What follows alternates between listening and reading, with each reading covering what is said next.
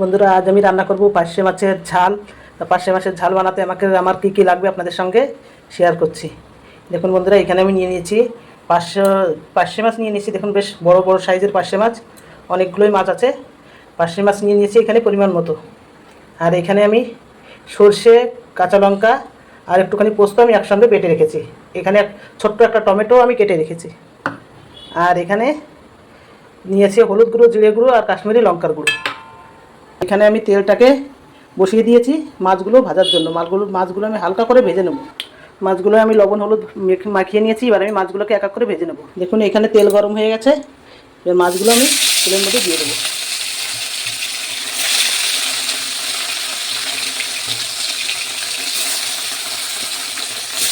অল্প অল্প করে ভেজে নেব।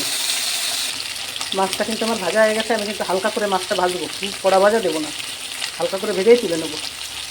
এবার আমি পার্শে মাছটা রান্না করে নেব। মাছ ভাজা তেলের মধ্যে আমি আরেকটুখানি তেল দিয়ে দেবো।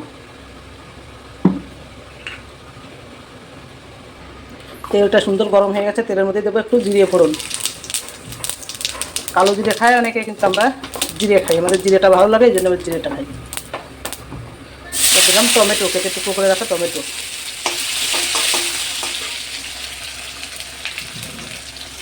আর এখানে দিয়ে দিলাম যে মশলাটা আমি হলুদ, জিরে গুঁড়ো আর কাশ্মীরি লঙ্কার গুঁড়ো জলে গুলে নিয়েছি, সেই মশলাটাও দিয়ে দিলাম।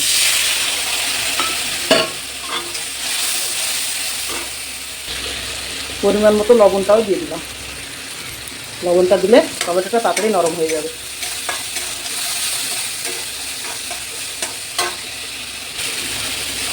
মশলা থেকে তেল আলাদা হয়ে গেছে। এবার আমি বেটে রাখা সরষেটা জলে গুলে নিয়েছি, এই সরষে বাটা জলটা দিয়ে দেবো।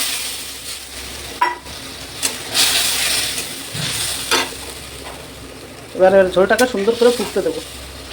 ঝোলটা সুন্দর ফুটে উঠেছে। এবার আমি ভেজে রাখা মাছটা দিয়ে দেবো।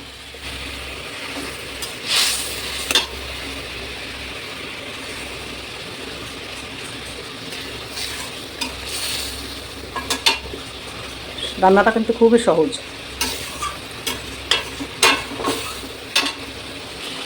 রান্নাটা কিন্তু আমার প্রায় হয়ে এসছে। এবার দেবো একটু কাঁচা লঙ্কা উপর থেকে, আর দেবো সামান্য একটু সরষের তেল। সামান্য একটু কাঁচা সরষের তেল উপর দিয়ে দিলে সেন্টটা ভালো আসে। আমার রান্নাটা পুরো সুন্দরভাবে হয়ে গেছে। এবার আমি মাছটাকে ঢেলে নেব।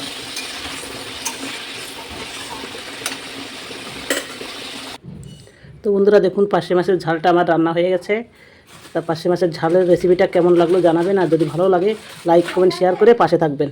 ভিডিওটা এখানেই শেষ করছি।